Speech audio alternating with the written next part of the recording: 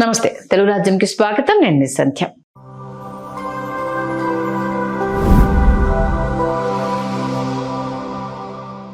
చదువు రానివాడు కాకరకాయ అంటే చదువుకున్నవాడు కీకరకాయ అన్నాడట.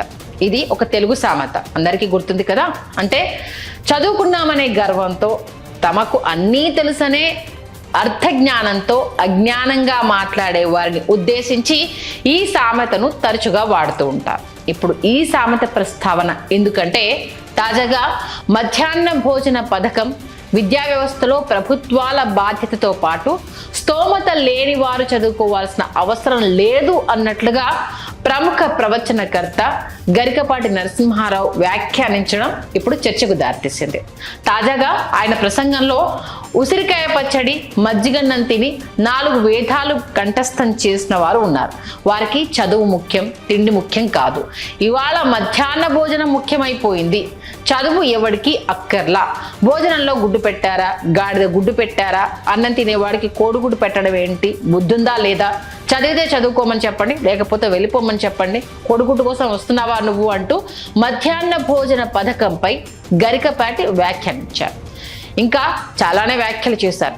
ఉత్తమ విద్యను అందించడమే ప్రభుత్వాల బాధ్యత తప్ప మధ్యాహ్న భోజనం పెట్టడం కాదని తనదైన జ్ఞానాన్ని ప్రదర్శించారు. దీంతో అటు పేద ప్రజల పరిస్థితులు, సామాన్య పేద కుటుంబం నుంచి వచ్చిన గరికపాటికి తెలియదా, లేక ప్రస్తుతం తానున్న స్థితిలో మర్చిపోయారా? పేదవాడు చదువుకోవాలంటే ప్రభుత్వం నుంచి ఆ మాత్రం మద్దతు అందకూడదని సహస్రావధాన్ని కోరుకోవడాన్ని ఎలా చూడాలి? ఈ ప్రశ్నలు ప్రస్తుతం తెరపైకి వస్తున్నాయి.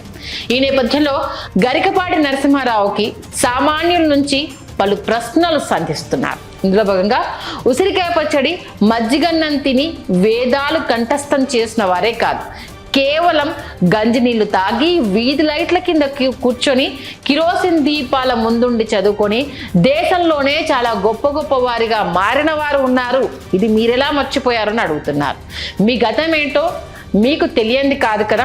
అలా అని స్తోమత లేని వారందరినీ ఈ రోజుల్లో కూడా అలానే చదువుకోమని చెప్దామా? అది కరెక్టే అంటారా? పేదవాడు చదువుకు దూరంగానే జీవించాలా? ఆర్థిక స్తోమత ఉంటేనే మీ భాషలో సరస్వతికి పుత్రుడవ్వాలా? అసలు ఈ మధ్యాహ్న భోజన పథకం వెనుక ఎంత గొప్ప ఆలోచన ఉందో అనే విషయము ఈ పండితునికి అర్థం కాకపోతే ఎలా? తన పిల్లను స్కూల్కి పంపాలంటే పుస్తకాలు కొనాలి, బ్యాగ్ కొనాలి, బట్టలు కొనాలి, మధ్యాహ్నానికి అన్నం వండి పంపించాలి. ఇది తమకు సాధ్యం కాదనుకుంటూనే అందరి పిల్లల్లా తమ పిల్లలు చదువుకోవాలని కోరుకునే ప్రతి తల్లిదండ్రికి ఈ పథకం మీ భాషలో ఒక అద్భుతమైన వరం కాదనుకుంటున్నారా మాజీ ఉపాధ్యాయులు గారు అని ప్రశ్నిస్తున్నారు సామాన్యులు. ఎందుకంటే ఇక కోడిగుడ్డు గురించి వైద్యులు చెప్పే విషయాలు గరికపాటి దృష్టికి రాలేదా అనేది మరో సందేహం. కోడిగుడ్డులో మన శరీరానికి కావలసిన పోషకాలు ఉంటాయని, దానిలో విటమిన్స్, మినరల్స్ కూడా ఉంటాయని, ఇక చిన్నపిల్లలకు నాటు కోడిగుడ్డు పెట్టడం మంచిదని, ఈ పిల్లల్లో వచ్చే అనేక సమస్యల నుంచి కాపాడుతున్నాయని చెప్తున్నారు డాక్టర్లు. ఈ విషయాన్ని ఈ మేధావి ఎలా మర్చిపోయాడు? ఈ మేధావికి ఈ విషయం తెలీదా అని మిమ్మల్ని అభిమానించే వాళ్ళే కొంతమంది మిమ్మల్ని ప్రశ్నిస్తున్నారు. పేదవాడికి విద్య అందని ద్రాక్ష కాకూడదు. పుస్తకాలు కొనుక్కునే స్తోమత లేకో, తాను చిన్న వయసులోనే పనికి పోకపోతే భోజనం దొరకదనే కారణంతోనో ఎంతో మంది బాలబాలికల పరిస్థితి బాల కార్మికులుగా మారిపోతున్న స్థితి. ఇది కొంతకాలంగా దేశాన్ని పట్టి పీడిస్తున్న సమస్య. ఈ సమయంలో మధ్యాహ్న భోజన పథకం తెరపైకి వచ్చింది. ఏపీలో జగన్ సర్కార్ ఈ విషయంలో ప్రత్యేక శ్రద్ధ పెట్టింది. వీక్లీ ఫుడ్ మెనూను అందించింది. ప్రభుత్వ పాఠశాలలో చదువుకునే పేద విద్యార్థులకు మధ్యాహ్నం నుంచి మంచి భోజనం, పోషకాలతో కూడిన ఆహారం అందించారు. తాజాగా ప్రభుత్వం దాన్ని కొనసాగిస్తోంది. జగన్ ముఖ్యమంత్రిగా ఉన్న సమయంలో మరో అడుగు ముందుకు వేశారు. ఇందులో భాగంగా పేద కుటుంబాలకు చెందిన విద్యార్థులకు మధ్యాహ్న భోజనంతో పాటు స్కూల్ పుస్తకాలు పెట్టుకోవడానికి బ్యాగ్తో పాటు స్కూల్ యూనిఫామ్, షూస్, సాక్స్ సైతం అందించారు. వారిలో ఇతరులను చూసి ఆత్మన్యూన్యతాభావం కలగకుండా మరింత ఆత్మవిశ్వాసంతో చదువుకుంటూ ముందుకు వెళ్లేలా ప్రోత్సహించారు. దీనిపై అప్పట్లో పక్క రాష్ట్రాల నుంచి సైతం జగన్ సర్కార్కు ప్రశంసలు లభించాయి. ఇది పేద కుటుంబాల పిల్లలకు ఎంతో మరెంతో ఉపయుక్తంగా మారింది. కట్ చేస్తే 2024 ఎన్నికల సమయంలో జగన్ ప్రధానంగా ఒక విషయాన్ని ప్రస్తావించేవారు.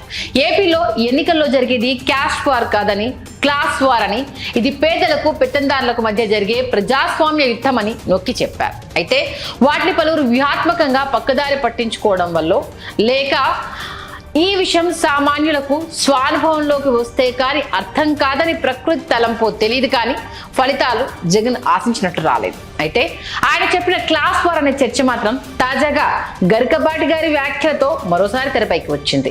ఈ నేపథ్యంలో భేషజాలకు పోకుండా చేసిన వ్యాఖ్యలను ఆయన వెనక్కి తీసుకోవాలని ఈ సందర్భంగా ఆయన్ని అభిమానించే ఆయన ఫాలోవర్సే పలువురు కోరుతున్నారు. అలా కాని పక్షంలో ఇది సమాజంలో చెడు సంకేతాలను పంపుతుందని, కడుపు నిండిన వాడి కబుర్లు ఎప్పుడు పేదవాడి కడుపు కొట్టేలా ఉండకూడదనే విషయాన్ని గ్రహించాలని పలువురు సూచిస్తున్నారు. ఇదే సమయంలో తాను ఏం చెప్పినా తన అభిమానులు, అనుచరులు గుడ్డిగా నమ్ముతారని, ఏ మాత్రం బుర్ర లేకుండా వినేస్తారనే ఆలోచనలు ఆయనకు రాకుండా చూడాలని వారు నమ్మే దేవుడికి కోరుకుంటున్నారని తెలుస్తోంది. మొత్తంగా గరికపాటి వారు చేసిన వ్యాఖ్యలు ఇప్పుడు మరొక దుమారాన్ని రేపాయి.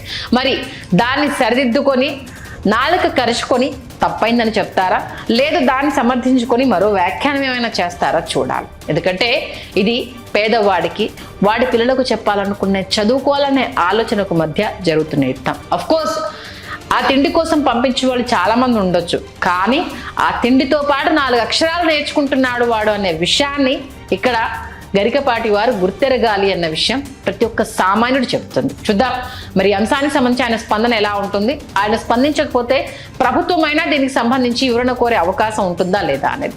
ఈ అంశం కనుక మీకు నచ్చితే లైక్ చేయండి, షేర్ చేయండి, మా ఛానల్ని సబ్స్క్రైబ్ చేయండి. నమస్తే.